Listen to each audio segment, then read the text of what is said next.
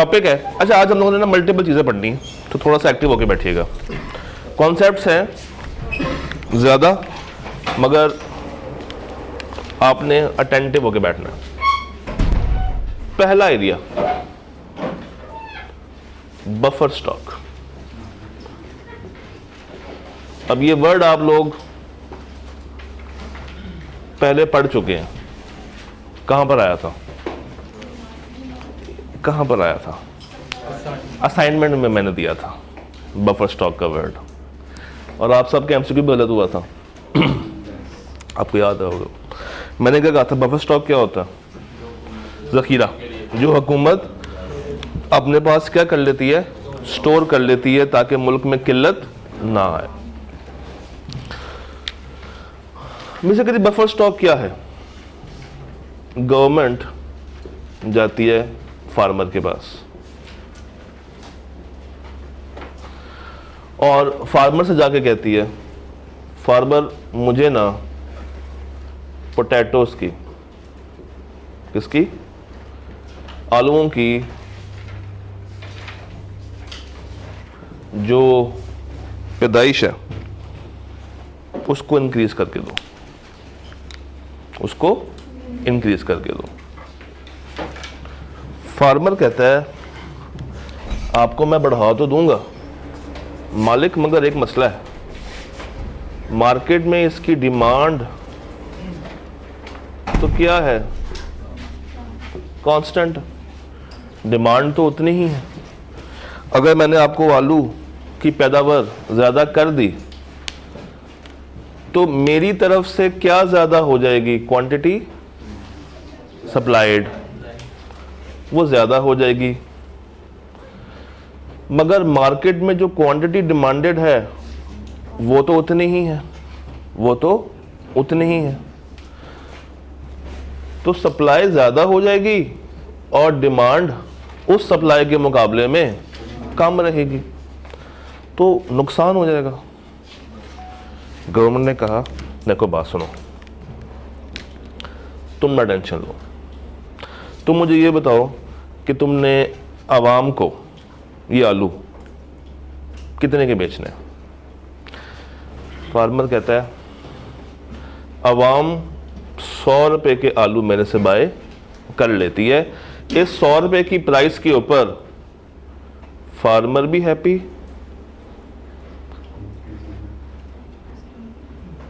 Farmer भी happy और consumer या कस्टमर भी हैप्पी। किस प्राइस पे? 100 रुपए की प्राइस पे दोनों खुश हैं। और अगर ये सप्लाई आप बढ़ा देंगे, अगर ये सप्लाई आप बढ़ा देंगे तो ये आलू जल्दी क्या हो जाएंगे? खराब हो सकते हैं, क्योंकि आलू क्या है? एक एग्रीकल्चरल प्रोडक्ट है। ऐसा ही है। ये एग्रीकल्चरल प्रोडक्ट्स की कुछ एग्जांपल्स आप मुझे देना पसंद करेंगे आज?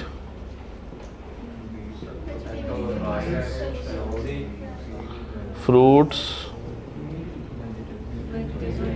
मिल्क, वेजिटेबल, हर वो चीज़ जिसकी यूजफुल लाइफ क्या है?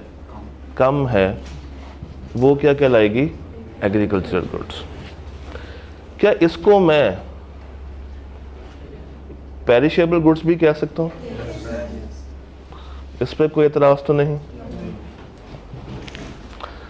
तो फार्मर ने कहा कि सर देखें, आप कहते हैं तो मैं सप्लाई बढ़ा दूंगा, मगर मार्केट में डिमांड इंक्रीज नहीं होगी, इससे मुझे नुकसान होगा। कैसा नुकसान? कि मेरे आलू ज़ाया हो जाएंगे, मेरे आलू वेस्ट हो जाएंगे। गवर्नमेंट ने कहा ना टेंशन लो, क्या ना लो, तुम्हारी जो पहुंच है वो तो है कहां तक? लोकल मार्केट तक, मगर हमारी पहुंच कहां तक होगी? इंटरनेशनल मार्केट तक। उनकी पहुंच कहाँ तक है शहजादों की? इंटरनेशनल मार्केट तक। तो तुम टेंशन ना लो, तुम अपनी सप्लाई बढ़ाओ, हम तुमसे बाकी के आलू खरीद लेंगे। हम तुमसे बाकी के आलू क्या कर लेंगे? खरीद लेंगे। फार्मर ने कहा पक्का वादा करें। उसने कहा क्यों टेंशन लेते हो? उसने कहा आप तो गवर्नमेंट है, इनके पास तो पैसा लिमिटेड सा होता है, मगर आपके पास क्या है? मुल्क का लूटा हुआ खजाना। तो उस मुल्क के खजाने से क्या हम फार्मर्स को भी कुछ बेनिफिट प्रोवाइड किया जा सकता है मालिक? क्या हम कुछ फार्मर्स को बेनिफिट प्रोवाइड किया जा सकता है मालिक? उसने कहा है मेरे महकूम। पता है महकूम क्या होता? हुक्म मानने वाला। तो हाकिम अपने महकूम से कह रहा है कि ऐ मेरे महकूम, ना टेंशन ले, हम जो तुमसे आलू ज्यादा बनवा रहे हैं तुम्हें उसकी ज्यादा पेमेंट भी कर देंगे, तुम्हें उसकी ज्यादा पेमेंट भी कर देंगे। लिखवा लो आज हमसे कि हम तुमसे वो आलू कम से कम से 120 रुपए के ले लेंगे। कितने के लेंगे? 120 रुपए के, कम से कम। ये बढ़ के 125 भी हो सकता है, 130 भी हो सकता है, 145 भी हो सकता है, 115 भी हो सकता है। नहीं हो सकता, क्योंकि क्या है? कम से कम।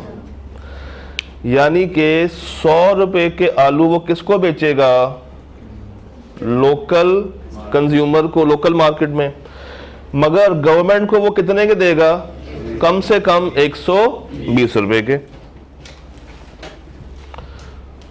तो अगर मैं ग्राफिकल वे में आऊं,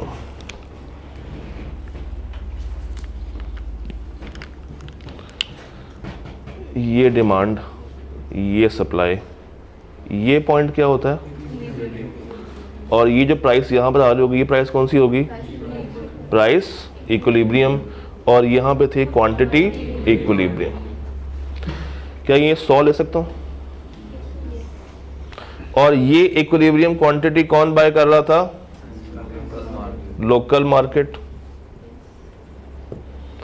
गवर्नमेंट ने क्या कहा? प्राइसेस को बढ़ा के मैं तुमसे कितने की बाय करूंगा? कम से कम 120 रुपए की। और इससे ऊपर मैं जा सकता हूं, मगर इससे नीचे मैं नहीं आऊंगा। तो ये जो कम से कम है, अगर मैं इसको अंग्रेजी में बोलना चाहूं, मिनिमम। ये क्या होगी? Minimum price. This would be called minimum and this would be called equilibrium price। यहां तक क्लियर है? यहां तक ओके? ये मिनिमम है और ये क्या है? Equilibrium price. यहां पे मुझे बताइए, आलूओं की सरप्लस है या शॉर्टेज है? क्योंकि यहाँ पे क्वांटिटी सप्लाइड ज़्यादा है, क्वांटिटी डिमांड से। ये जो मिनिमम प्राइस है ना, इसका एक और नाम भी होता है, ये प्राइस फ्लोर है। ये ट्रिक था, ये ट्रिक था, ये ट्रिक था। मैंने एक्सपेरिमेंट किया था आपके साथ कि कितने बच्चे किताब खोलते हैं घर जाकर। सिर्फ 2 मुझे व्हाट्सएप आए हैं, ये शायद वो एक आया था, 2 आपके ग्रुप में से आया था बस। ये है असेसमेंट लेवल। देखो मैं आपसे पूछूंगा ना कि आपने घर जाके किताब खोली थी, आप कहेंगे यस सर खोली थी। मैं चेक कैसे करूं? मेरे पास भी तो चेक करने का कोई हथियार होना चाहिए। तो अब आगे से ऑनवर्ड्स घर जाके क्या खोलनी है? किताब खोलनी है। आपकी मेहरबानी है, अगर पढ़ लेंगे तो अपने घर वालों का नाम रोशन कर दीजिएगा। जो ना पढ़िया तो फिर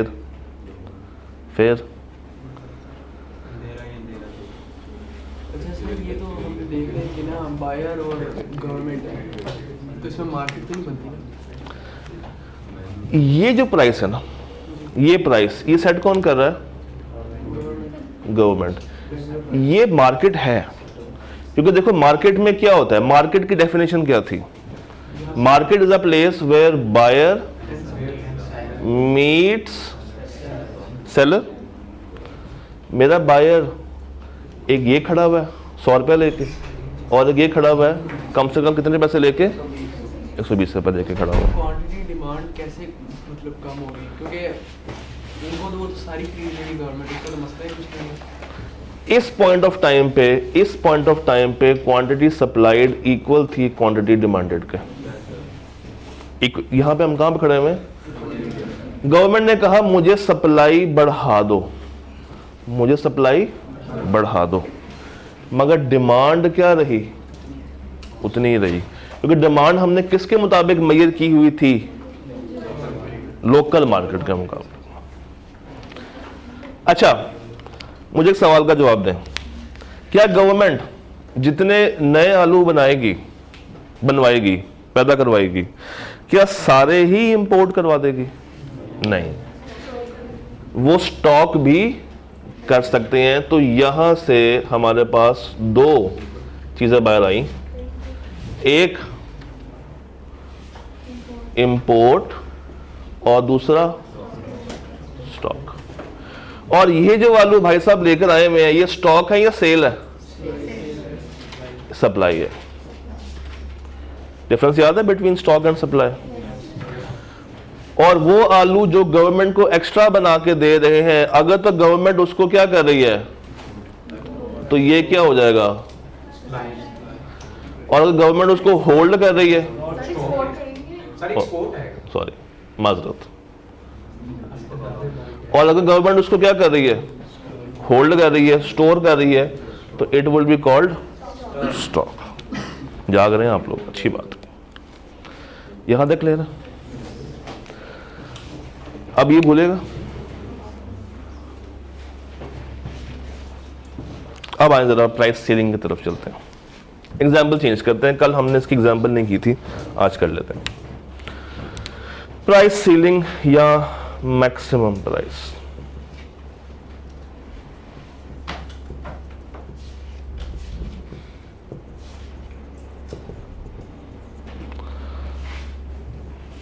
price ceiling is basically target on consumer, और वो किस पे था, प्रोड्यूसर पे। आपने हमला किया था, फार्मर क्या है आपका, प्रोड्यूसर। प्राइस सीलिंग क्या है या मैक्सिमम प्राइस क्या है? वापडा क्या करता, क्या करता वापडा? बिजली देता है, जब चाहे प्राइस से बढ़ा देता है, जब चाहे प्राइस से कम कर देता। कम करता आजकल? नहीं। आजकल क्या चल रहा है यूनिट? 33 रुपया 200 यूनिट का होगा, तो उससे ऊपर चला जाएगा तो प्राइस पर यूनिट कितनी है, हम अज्यूम कर लेते हैं, ऑन एवरेज कर लेते हैं 35 रुपये, ठीक है, 35 रुपये। अगर आप बीच में से गवर्नमेंट को निकाल दें, माइनस कर दें, और सिर्फ सारा कंट्रोल किसके पास आ जाए, वापडा के पास आ जाए, तो क्या ये अपनी मर्जी से प्राइसेस को शूट अप कर सकते हैं? ये 350 को भी कर सकते हैं, ये 35 को 45 भी कर सकते हैं, मगर 35 को अगर आप कम करने की कोशिश करेंगे, इनका दिल कम करेगा कि मैं कम करूं? नहीं, हमेशा इनका दिल क्या कर रहा होगा, प्राइस से बढ़ाने का। ऐसे में गवर्नमेंट आती है, कौन आती है? गवर्नमेंट आके सारा क्रेडिट ले जाती है। गवर्नमेंट कहती है वापडा खबरदार, गंदे बच्चे ना बनो। क्या ना बनो? गंदे बच्चे ना बनो। वो कहता है मैंने क्या किया मामू, मैं तो बिजली दे रहा हूं और पैसे चार्ज कर रहा हूं। गवर्नमेंट कहती है हमारे जो मुल्क में रहने वाले लोग हैं वो इतने अमीर नहीं हैं, इनको हमने बिजली देनी है किस रेट पे, सब्सिडाइज्ड रेट पे देनी है बिजली, यानी कि जो तुमने प्राइस निकाली है उससे कम, उससे कम। गवर्नमेंट ने कहा कि जनाब बिजली हम आपको देंगे 25 रुपए पर यूनिट का। 35 कौन चार्ज कर रहा था? गवर्नमेंट ने आके बीच में प्राइसेस क्या की? रेगुलेट करके उसने क्या किया? कम। और अब वापडा हमसे मैक्सिमम कितना चार्ज कर सकता है? 25। It is called maximum price. It is called maximum price. अब आपसे एक मासूमाना सवाल पूछता हूं, वापडा अगर 20 रुपए चार्ज करना चाहे कर सकता?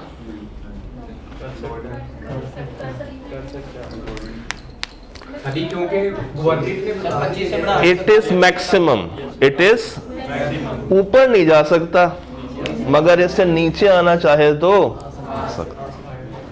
अब इसको यहां पे ले आते हैं। ये है मैक्सिमम प्राइस। ये क्या है? Maximum price. अब सुनिएगा, ये ऊपर की तरफ जा सकती है फिगर, और ये फिगर इससे नीचे की तरफ आ सकती है। सेंटर में कौन खड़ा है? अगर वापडा इससे ऊपर जाना चाहेगा तो उसको क्या लगेगा? करंट। इसके लिए ऊपर जाना मना है, और गवर्नमेंट के लिए अपने वादे से नीचे आना मना। तो मिनिमम प्राइस 120 से बढ़ सकती है, मैक्सिमम प्राइस 25 रुपए पर यूनिट से कम हो सकती है, मगर बढ़ नहीं। और ये सब कुछ क्यों हो रहा है? किसकी वजह से हो रहा है? मरियम,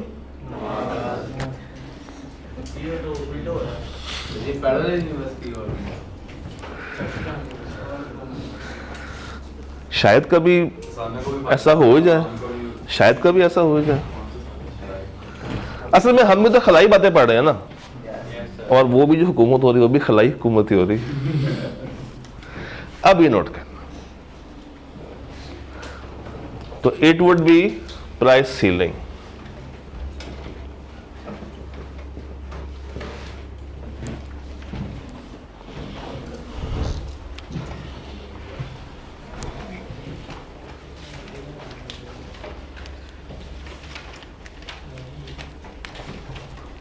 ये जो स्टॉक है ना, सुनिएगा, ये जो स्टॉक गवर्नमेंट ने रखा है ये कहलाता है बफर स्टॉक। ये क्या होगा? चलो ये बताएं,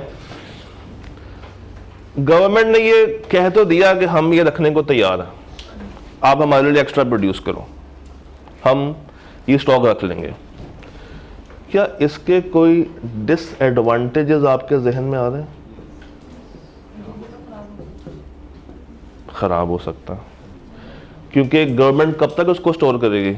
अगर मार्केट में आलू की शॉर्टेज नहीं होती है और एक्सपोर्ट भी नहीं हो रहा, तो गवर्नमेंट उसको एक अरसे तक ही स्टोर कर सकती है, उससे ज्यादा तो स्टोरेज इज डिफिकल्ट। फिर इसी से रिलेटेड एक और पॉइंट भी हमारे जहन में आना चाहिए साथ ही। हाँ, वो हो गया ना, स्टोरेज करना डिफिकल्ट है।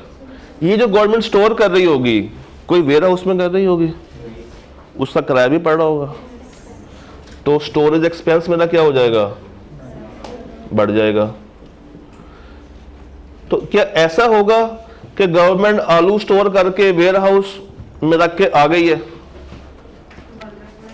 कोई वर्कर्स भी रखेंगे, कोई बाहर गार्ड भी बिठाएंगे कि आलू हमारे चोरी ना हो जाए, तो एक और कॉस्ट बढ़ेगी, एडमिनिस्ट्रेशन कॉस्ट।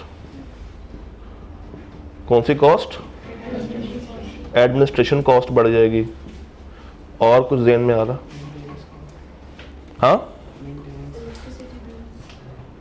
वो इसमें सब कुछ कवर हो जाता है एडमिन कॉस्ट में, मेंटेनेंस, बिजली, पानी, सब कुछ यहाँ पे कवर हो जाएगा। स्टोरेज कॉस्ट क्या है? वेयर हाउस की कॉस्ट। और इसके अंदर जो आपने बच्चे रखे हुए काम करने वाले, जो बाहर गार्ड बिठाया हुआ है, वो सब कहाँ पे कवर हो जाएगा?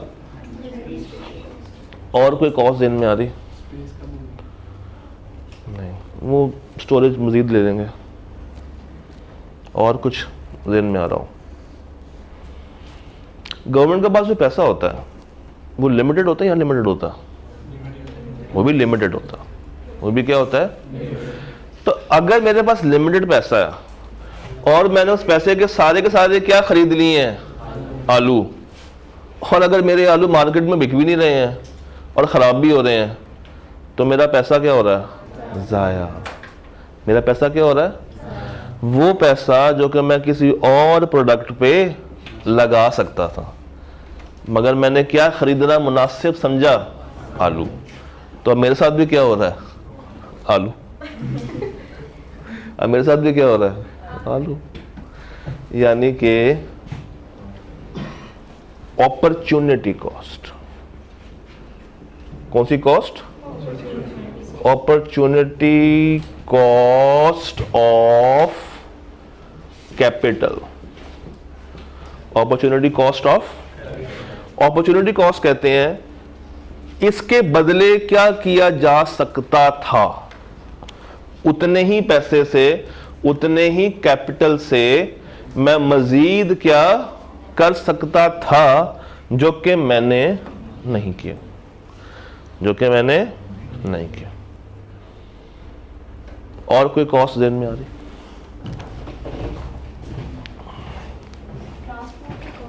ट्रांसपोर्ट कॉस्ट बढ़ सकती है, हम उसको एडमिन में शामिल कर सकते हैं।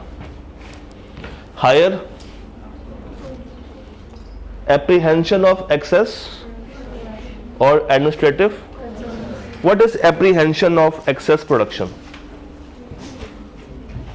ये जो भी हमने कॉस्ट लिखी ना, वेयर हाउस कॉस्ट, ये सारी, ये है एप्रीहेंशन ऑफ एक्सेस प्रोडक्शन। तो मैंने उसको आसान कर दिया है। Storage cost, difficulty, admin cost और हायर अपॉर्चुनिटी कॉस्ट। अब ये आप वाइड एंगल के साथ इसकी तस्वीर खींच सकते हैं। जिसके मोबाइल में वाइड एंगल है उसको, उसकी ज़िंदगी आसान है। अच्छा, वैसे इन मैट्रिक लेवल पे मोबाइल साथ था, तो वहाँ पे क्या करता था जब टीचर बोर्ड पे लिख रहा होता था? तो यहाँ पर आते साथ ही एकदम से नवाबों वाली फीलिंग क्यों आनी शुरू हो गई है? हैं, ये नवाबजादे हैं, आप नवाबजादी हैं। अच्छा जी, ये हो गया। अब ये भूलेगा तो नहीं कि प्राइस फ्लोर क्या, प्राइस सीलिंग क्या? क्लियर? पक्का? अब वो हजरात जो कि आज हम में मौजूद नहीं है, उनको कौन बताएगा कि ये वाकया पेश हुआ है? ये अब आपकी जिम्मेदारी है। ठीक है, डन? बता देंगे उनको? अल्लाह करे। चलो जी, ये हो गया। मिटा दूं। आज का हमारा पहला कॉन्सेप्ट था बफर स्टॉक, ये कंप्लीट हुआ। अब आगे चलते हैं।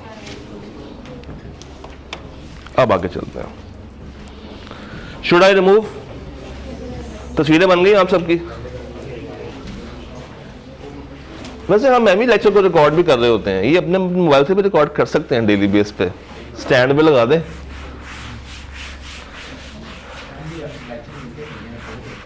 क्योंकि आपकी जो एक्सेस है वो फिजिकल ओनली है ना। ये रिकॉर्ड उन बच्चों के लिए हो रहे हैं जो या तो ऑनलाइन ले रहे हैं या फिजिकल के साथ ऑनलाइन ले रहे हैं। मैट्रिक लेवल के ऊपर या इंटर लेवल के ऊपर ये रिकॉर्डिंग्स हो रही हैं स्कूलों में, वहां पे डेली जाते हैं ना पढ़ने के लिए, चाहे बारिश हो, आंधी हो, तूफान हो, जाते हैं वहां पे भी जाते हैं। संडे को भी नहीं? हाँ, देखा, कोई बात नहीं। संडे को अगर आपको बुलाएंगे तो आपको निराश करके नहीं भेजेंगे, हम आपकी स्वागत करेंगे, हम यहाँ पे खड़े हो जाएंगे, हैं, सेवा करेंगे आपकी। अच्छा जी, चलिए मुझे आपसे एक सवाल पूछना है। Exceptions in supply curve. Exceptions in supply curve. यार ये मार्कर चेंज कराना होगा। Exceptions in supply curve. Supply curve आजकल मार्केट में इस तरह का बन रहा है ना? नहीं, मार्केट में आजकल सप्लाई कर्व कैसा बन रहा है? अपवर्ड स्लोपिंग या डाउनवर्ड स्लोपिंग? Upward sloping. तो ये तो है सप्लाई कर्व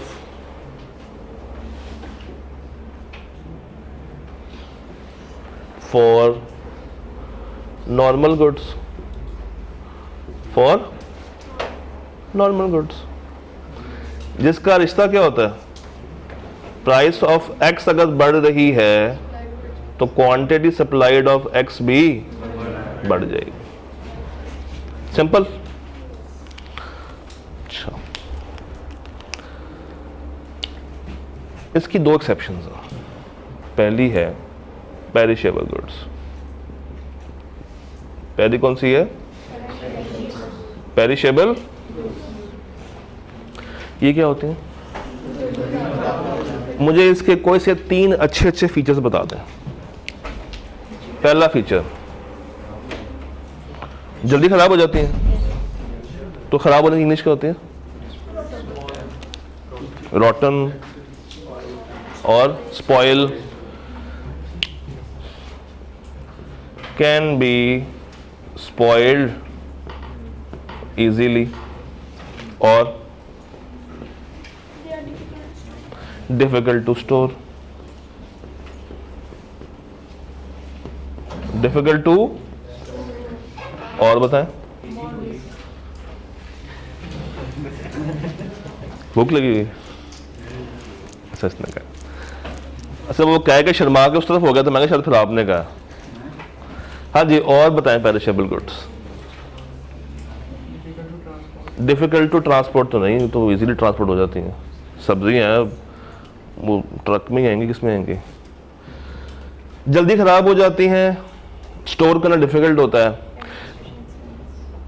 एडमिन एक्सपेंस इनका बढ़ सकता है अगर आपने स्टोर किया हो तो। मुझे ये बताइए, सप्लायर इनसे जान छुड़ाना पसंद करता है या इनको संभालना पसंद करता है? वो कहता है कि यहां से निकल जाओ, मुझे मेरा मुनाफा दो, आज से भाग जाओ।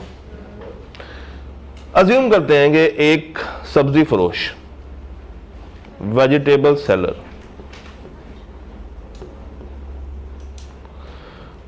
वो वेजिटेबल मार्केट में जाएगा और वहां से क्या खरीदेगा? सब्जियां, ताकि वो किसको दे सके? कंज्यूमर तक पहुंचा सके। ये वेजिटेबल सेलर किस टाइम पे जाएगा वेजिटेबल मार्केट? सुबह सुबह, अर्ली मॉर्निंग, कोई अराउंड 4 AM से 6 AM तक आपको सब्जी मार्केट में सब्जी मिलती है। उसके बाद आहिस्ता आहिस्ता ख़त्म होनी शुरू हो जाती है। अगर आपने फ्रेश माल उठाना हो तो टाइमिंग क्या है? 4 से 6। मेरी कोई दुकान नहीं वहाँ पे, जस्ट आपको गाइडेंस दे रहा हूँ। कल को हो सकता है कि आपका सीए पूरा ना हो और आप इसी रोड पे हमें मिले, आलू ले लो, भिंडी ले लो, प्याज ले लो। अच्छा, खैर, तो सेलर जाएगा इस मार्केट में और जाके सब्जियां ले आएगा, लाके अपनी कार्ट पे रखेगा, लाके अपनी, और बेचना शुरू कर देगा। ये 4 से 6 के दरमियान गया, 7 बजे वापस आया, 8 बजे तक इसने अपनी कार्ट सजाई, 9 बजे तक इसने नाश्ता किया। लोग उठेंगे 10 बजे के बाद, सोचेंगे कि आज क्या बनाना है 11 बजे के बाद, और ये मार्केट में कब नजर आएगा आपको? 12 बजे के बाद। ये पीएम ही होता ना, एएम तो नहीं होता। अच्छा जी, तो ये सब्जी मंडी कब तक बंद हो चुकी होगी? मैक्सिमम 8 बजे तक। चले, अगर बहुत ही कोई ज्यादा बायर्स बैठे हुए हैं, सेलर्स बैठे हुए हैं, तो 10 बजे तक। उसके बाद ये सब्जी मंडी में आपको सब्जी नहीं मिलेंगी। फिर सब्जी कहाँ से मिलती है? रेडियो से मिलती है। इसको मैं कह देता हूं ये होलसेलर है और ये कौन है? रिटेलर। ये कौन है? और आप लोग कौन है? कंज्यूमर। अच्छा, कंज्यूमर में और कस्टमर में क्या फर्क होता है? आज ये तो बताएं।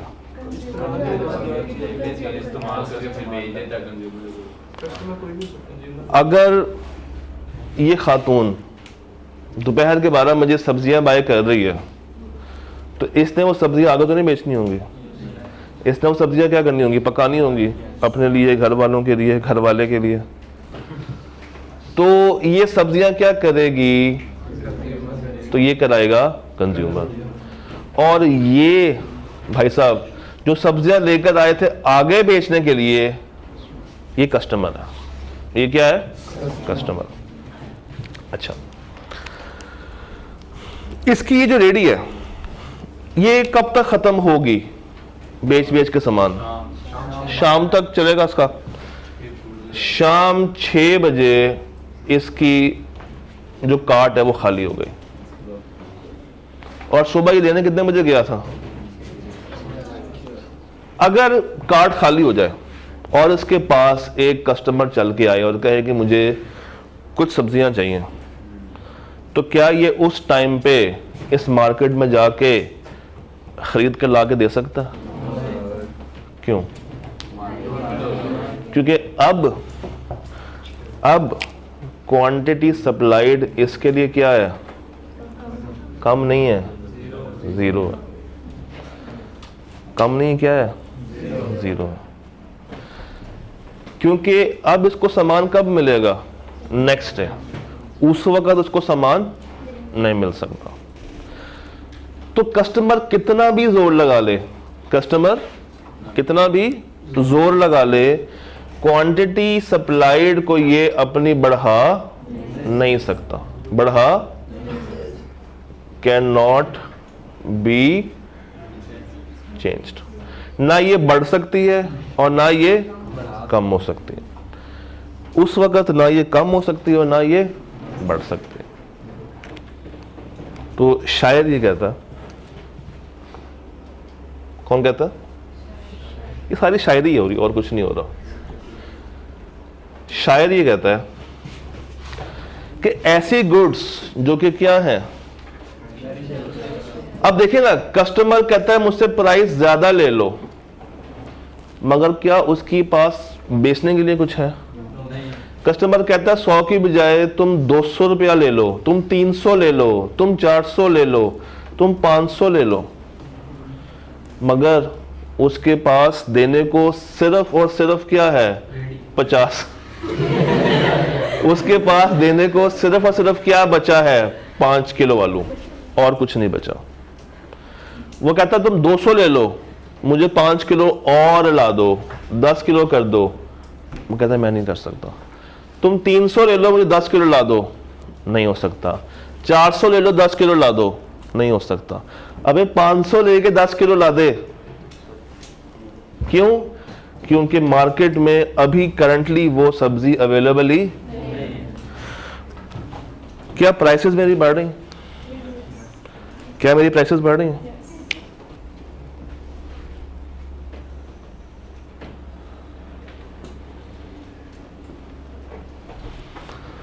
मेरे पास सब्जी कितनी मौजूद है? सिर्फ और सिर्फ। क्या ये बढ़ रहा है?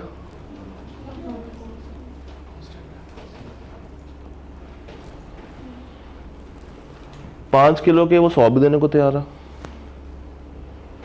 5 किलो का ये 200 भी देने को तैयार है, 300 भी देने को कोई तैयार हो जाएगा, 400 भी और 500 भी। 3 कस्टमर आ गए, सामान सिर्फ कितना पड़ा है? तो जिसके हाथ में ज्यादा पैसे उसको दे देगा। तो उतनी ही चीज की प्राइसेस क्या करती जा रही हैं, मगर मेरी क्वांटिटी सप्लाई क्या है? क्या है? कांस्टेंट है। ये हॉरिजॉन्टल लाइन ड्रॉ की है, वर्टिकल?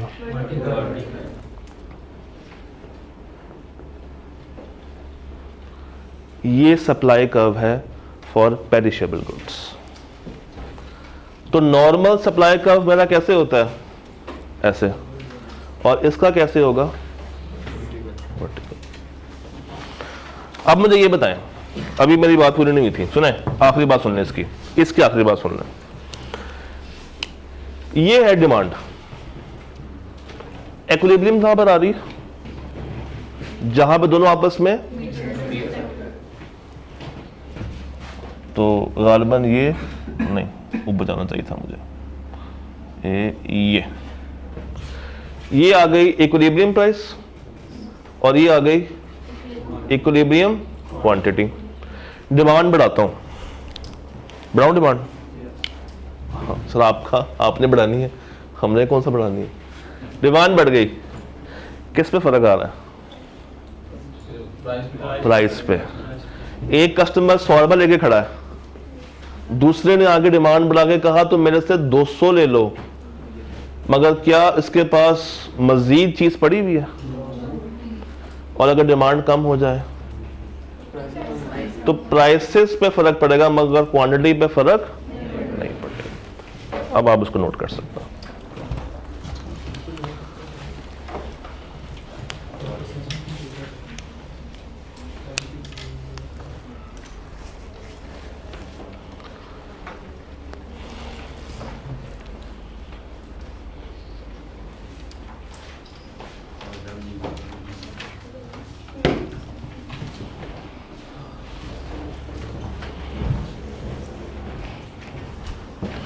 तो आपके पास जो जो अच्छे अच्छे मोबाइल हैं, ऐसे मैं कहता हूँ नोट कर ले, मुझे कहना चाहिए फोटो खींच ले, बस वो फोटो जाके देखनी भी होती है। Ten ten ten ten ten ten tongue.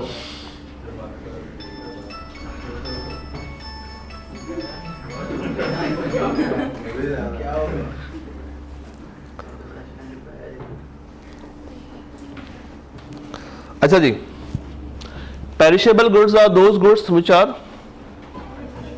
consumed quickly, less life to store, short life, producer उसको कभी भी बल्क में स्टोर करना पसंद नहीं करेगा, और क्या चाहेगा, wants to get rid of the product, कि भाई फौरी से मेरे से दूर हो जाओ, मुझे नजर ना आना।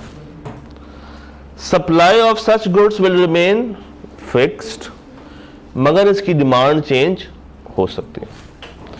तो ये सप्लाई कर्व आ गया, ये क्या आ गया, और डिमांड कर्व ये था। इंटरसेक्शन पॉइंट ये, डिमांड अगर बढ़ाऊं तो किस पे फर्क आएगा सिर्फ, और अगर डिमांड कम करूं तो फर्क किस पे आएगा।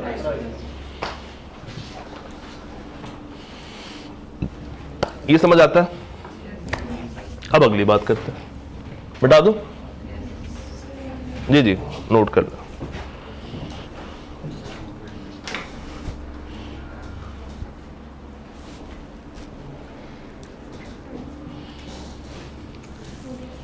हो गया। बस एक बात है, इस क्लास के बाद ना आपको इको आए या ना आए, फोटोग्राफी बहुत अच्छी आ जाएगी। अच्छा जी, नहीं यार, आप अपने भाई हैं, अपनी बहनें हैं, तो उसमें कोई मसला नहीं है। बस मुझे ये होता है कि आप इसको फॉर ग्रांटेड ना ले लें। पता है, जब आप घर जाके इसको तैयार कर रहे हैं ना, तो मुझे कोई मसला नहीं है, मगर उसके लिए शर्त क्या है, घर जाके तैयार करना भी है। अच्छा जी, पेरिशेबल का ऑपोजिट क्या होगा, ड्यूरेबल। अब हम बात करेंगे ड्यूरेबल गुड्स की। किसकी बात करेंगे, पेरिशेबल गुड्स वो होती हैं जिनकी यूजफुल लाइफ कम या ज्यादा, तो ड्यूरेबल गुड्स की यूजफुल लाइफ कम या ज्यादा, क्या बात। तो मोर यूजफुल लाइफ, इनको स्टोर करना मुश्किल या ज्यादा, आसान या कम, इजी टू स्टोर।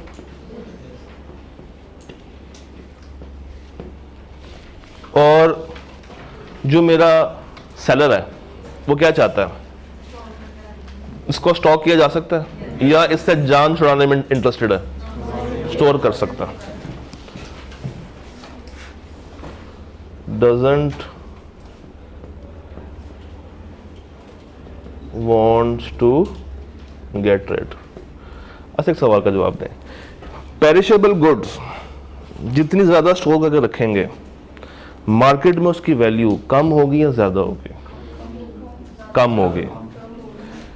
सब्ज़ी सुबह के टाइम बहुत फ्रेश है, सुबह के टाइम कस्टमर आएगा तो जो बायर जो सेलर है वो क्या कहेगा, इससे कम पे मैं बेचने वाला नहीं हूँ। उस वक्त रिजर्वेशन प्राइस क्या होगी उसकी? जैसे जैसे दिन नीचे की तरफ आ रहा है, शाम का वक्त, वो क्या कहेगा, कम देके भी मेरे से ले जाओ, मुझे नुकसान नहीं करना। हमने शुरू में एक डेफिनेशन पढ़ी थी इकोनॉमिक्स की, जरा मुझे याद करवाएंगे, मैं भूल चुका हूँ। डे 1 पे इकोनॉमिक्स की एक आसान डेफिनेशन हम लोगों ने देखी थी, managing a household with limited resources, scarcity.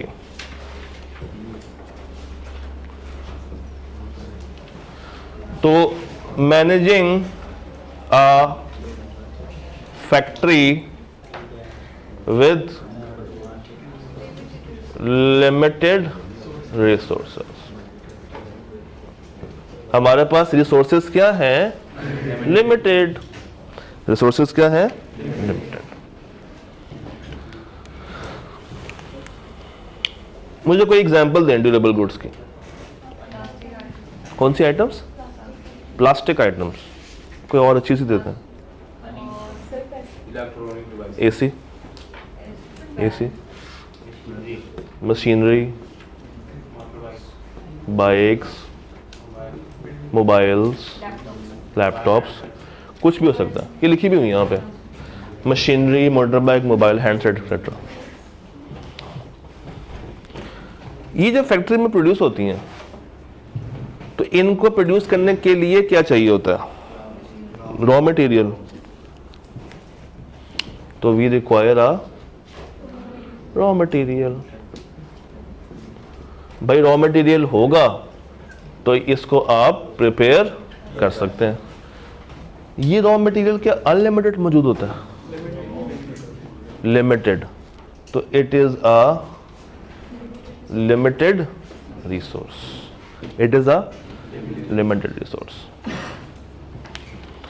अच्छा जी,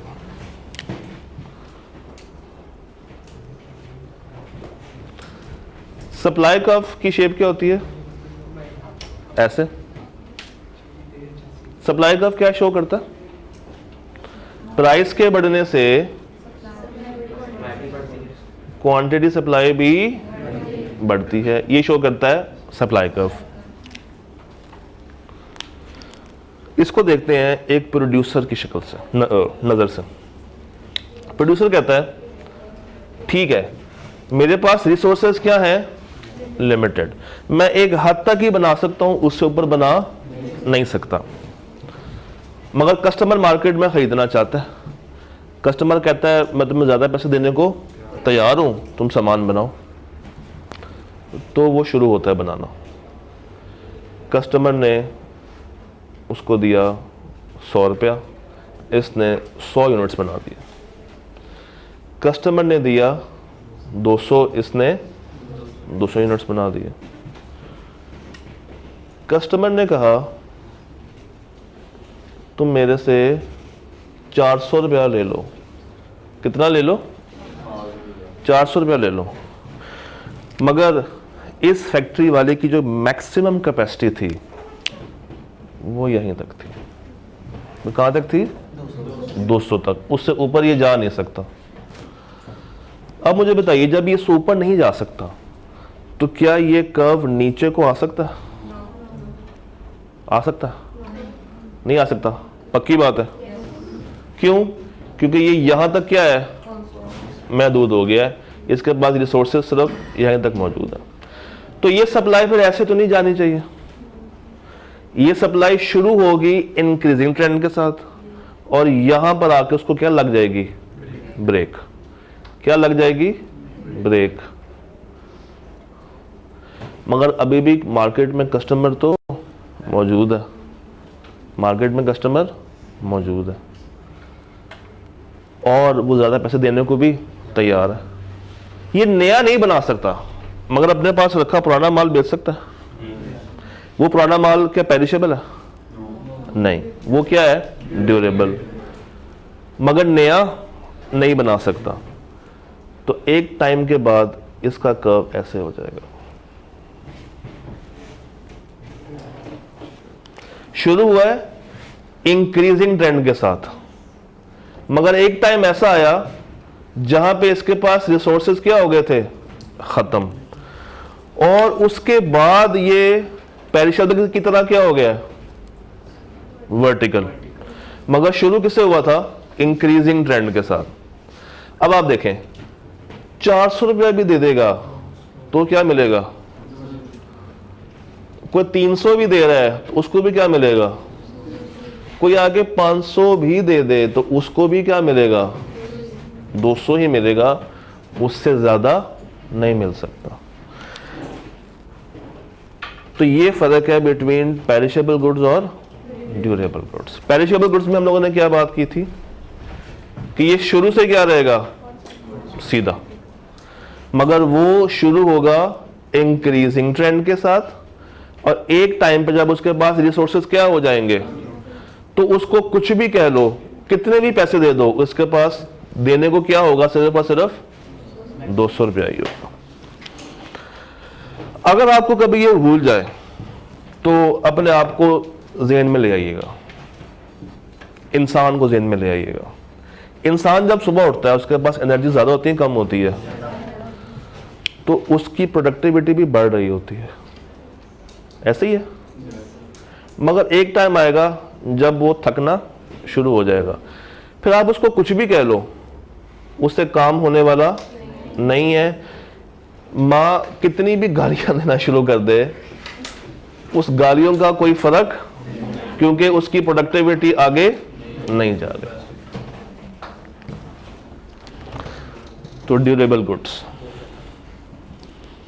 कौन से गुड्स, ड्यूरेबल गुड्स।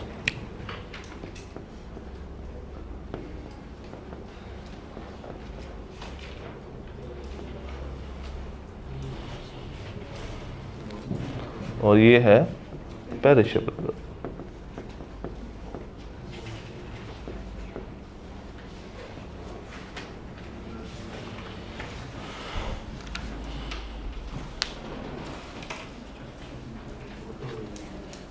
गुड हो गया, ठीक। चैप्टर 2 का लास्ट टॉपिक कॉबवेब थ्योरम के अलावा वो हम पढ़ेंगे चैप्टर 3 खत्म करने के बाद। कॉबवेब आखिरी टॉपिक है ई बिजनेस। कौन सा बिजनेस, ई बिजनेस। ये कौन सा बिजनेस होगा भाई, ऑनलाइन। ये कैसे डिफरेंट है फ्रॉम फिजिकल बिजनेस। मुझे इसके कुछ डिफरेंस आप लोगों ने बताने हैं, एक ही करके चलते हैं ना, जो बहुत टाइम से खामोश बैठे हैं उनसे पूछते हैं। आपने बताया, क्या बताया इसमें, उसमें। तो ई बिजनेस के अंदर आपको कोई फिजिकल एग्जिस्टेंस नहीं चाहिए, मगर फिजिकल बिजनेस में आपको एक फिजिकल शॉप चाहिए। वही सब्जी वाला अगर ऑनलाइन सब्जी बेचना शुरू कर दे तो क्या उसको कोई कार्ड चाहिए होगी, उसको बस क्या चाहिए होगा, एक फ़ोन, फ़ोन के साथ अटैच्ड वाईफाई और फ़ोन के अंदर बना हुआ फेसबुक पे एक पेज या एक अकाउंट, या उसने अपने आप को जोड़ा हो किसी ऐप के साथ। और ऐप कैन बी दराज, फूड पांडा और अमेज़ॉन, अलीबाबा, कुछ भी हो सकता है। तो ये एग्जांपल्स किसकी हैं, ई बिजनेस की। और फिजिकल शॉप, अनारकली में दुकान, इचरे में दुकान, समनाबाद की दुकान, ये कहाँ पर जाएंगी? फिजिकल बिजनेस में जाएंगी। क्या सब चीजें हम ई बिजनेस के थ्रू बाय एंड सेल कर सकते हैं? कर सकते हैं, कर सब कुछ सकते हैं, मगर कस्टमर की प्रेफरेंस चेंज हो सकती है। मुझे बताइए कौन सा गुड आज भी ऐसा है जो कि कस्टमर यहां से बाय करना पसंद नहीं करता या रेजिस्ट करता है? एक तो एक्सपेंसिव गुड्स, उसका ये होता है कि मेरे साथ फ्रॉड ना हो जाए, धोखा ना हो जाए। फिर हर वो चीज जिसके ऊपर उसको क्वालिटी कंसर्न हो, अनलेस कि वो जहां से बाय कर रहा है वो एक ब्रांड हो।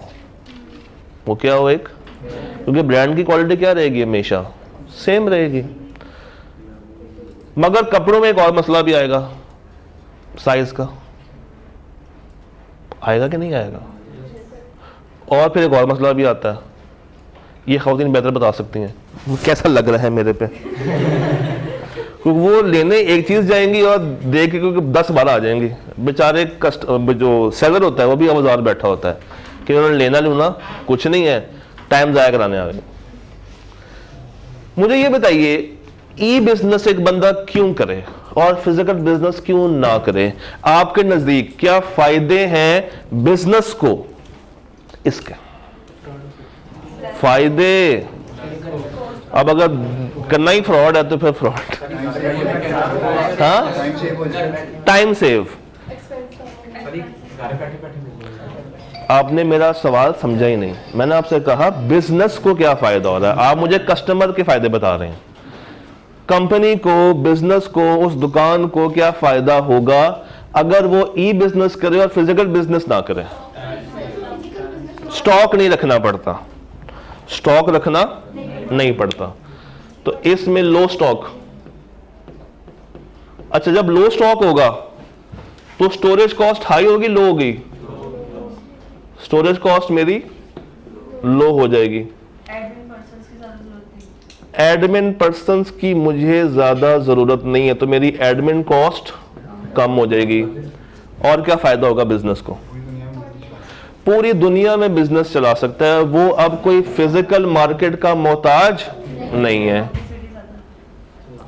तो वो अपने बिजनेस को नेशनल से पहले वो स्टार्ट करेगा, लोकल से।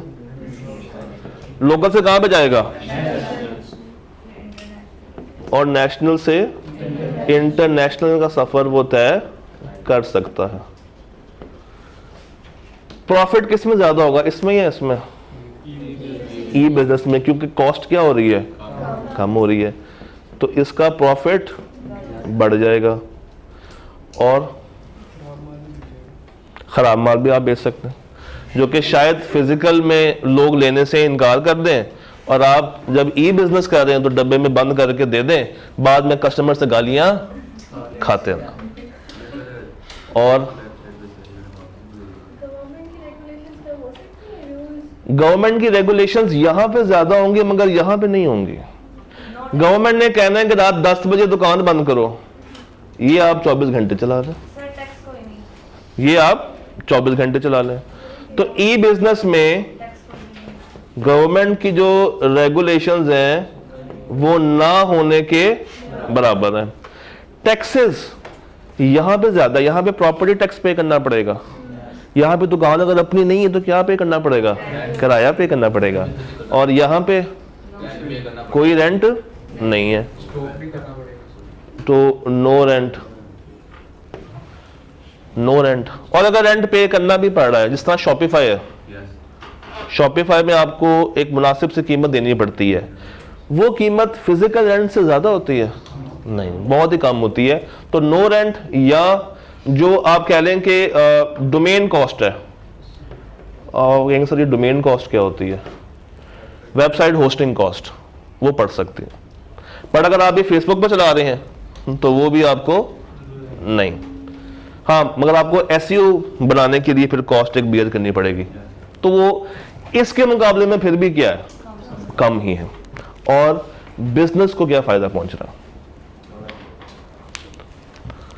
कभी आप लोगों ने फेसबुक यूज़ करते हुए कोई ऐड खोला हो, तो फेसबुक का जो AI लगा हुआ है, जो उसका एल्गोरिदम लगा हुआ है पीछे उसके, वो आपको उस तरह की तस्वीरें ऐड दिखाता जाएगा। आप कभी ट्राई कीजिएगा, शायद किया भी हो या शायद कभी ऑब्जर्व किया हो आप लोगों ने।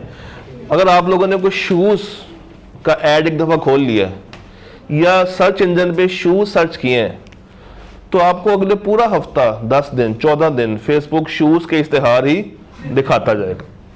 उसकी वजह क्या होती है? Artificial intelligence. उसकी वजह ये होती है कि वो आपको मजबूर करता है कि अब तुम्हें बाय करना पड़ेगा। वो आपकी एडवर्टीजमेंट एकदम से बढ़ा देता है। जितनी ज़्यादा एडवर्टीजमेंट होगी उतना ही कस्टमर का दिमाग प्रिपेयर होना शुरू हो जाता है कि अब मुझे ये चीज़ को बाय करना ही है, मुझे ना चाहते हुए भी इससे कोई ना कोई बेनिफिट मिल जाएगा, चाहे वो चीज़ महंगी ही क्यों ना हो। कभी ऐसा हुआ है कि आप लोगों ने एड्स देख देख के कुछ बाय किया हो और बाद में पछताया हो कि मैंने क्यों बाय कर लिया? क्या किया था? वो एक मोबाइल की ऐड आती थी, अच्छा मैं तो वेट में था, by one get one free. अच्छा, फिर ले लिया तो मोबाइल कौन सा निकला बीच में से? सही है, सही है।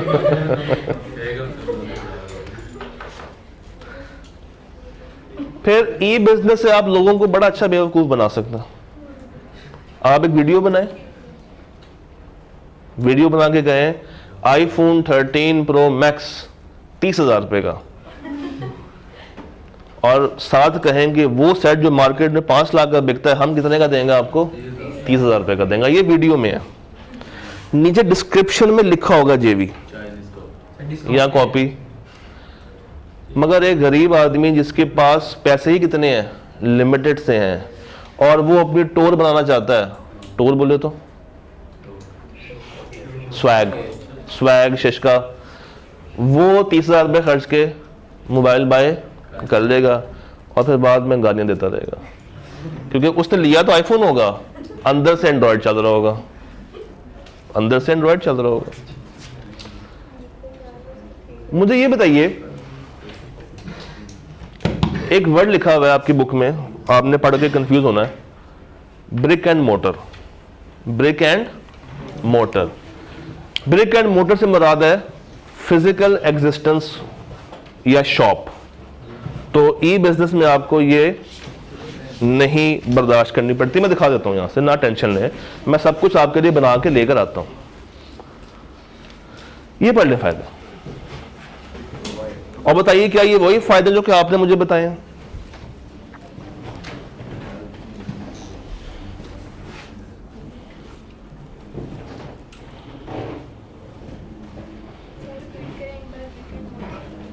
ये लिखा हुआ नीचे, मैं बताता हूं। Brick and motor means physical existence of shop.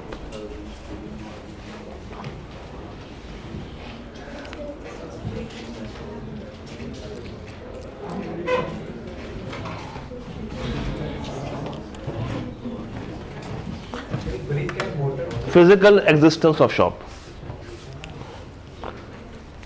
अच्छा, एक सवाल का जवाब दे रहा हूं। एक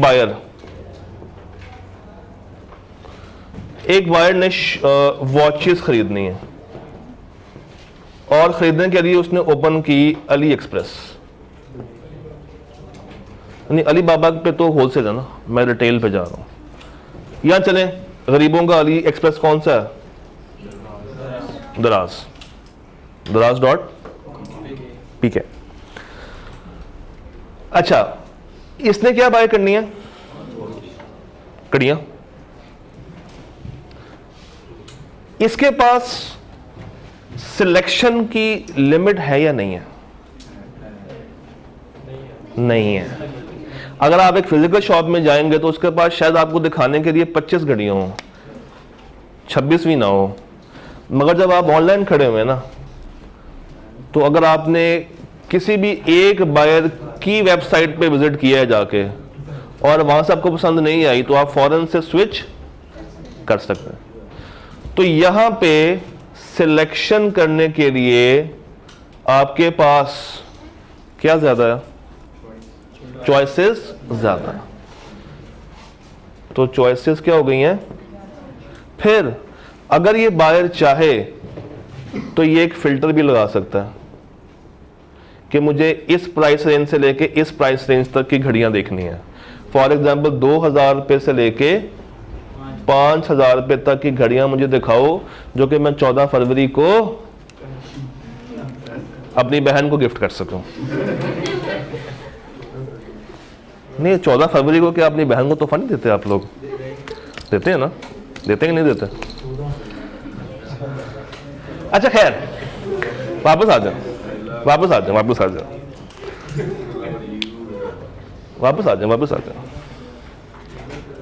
तो इसने प्राइस रेंज डाल दी।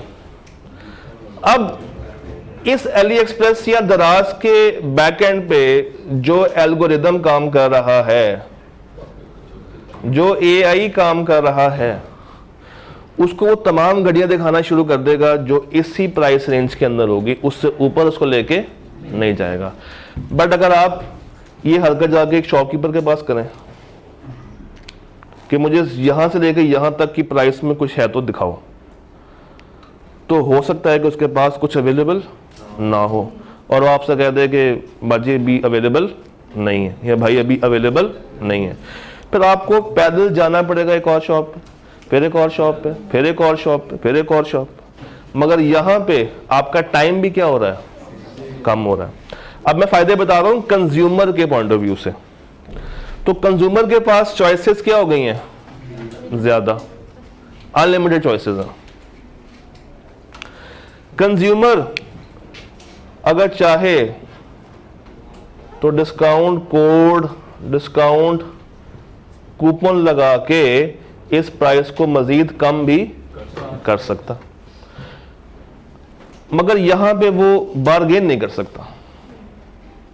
यहां पे वो बार्गेन नहीं कर सकता।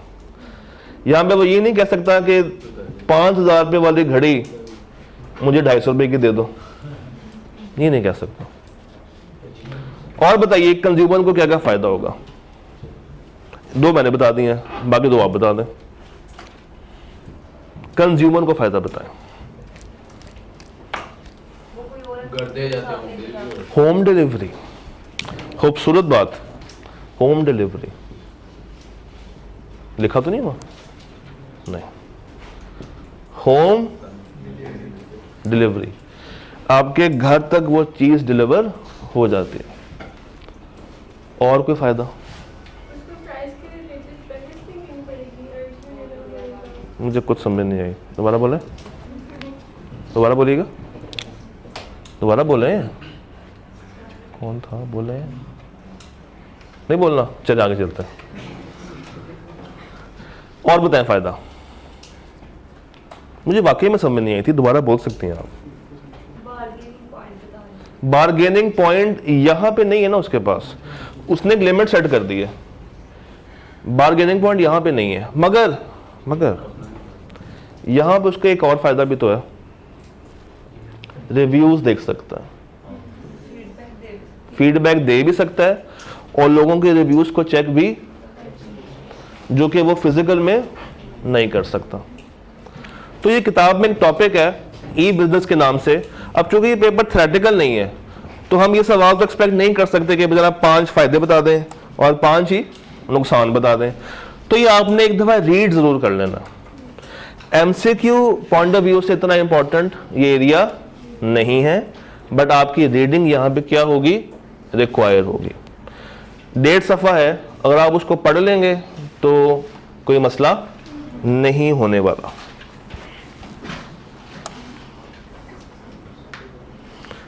सदाकुल्लाहुल अज़ीम चैप्टर 2 हमारा इख्तिताम पजीर हुआ। मुलाकात करते हैं आपके साथ नेक्स्ट लेक्चर में, तब तक के लिए अल्लाह हाफ़िज़।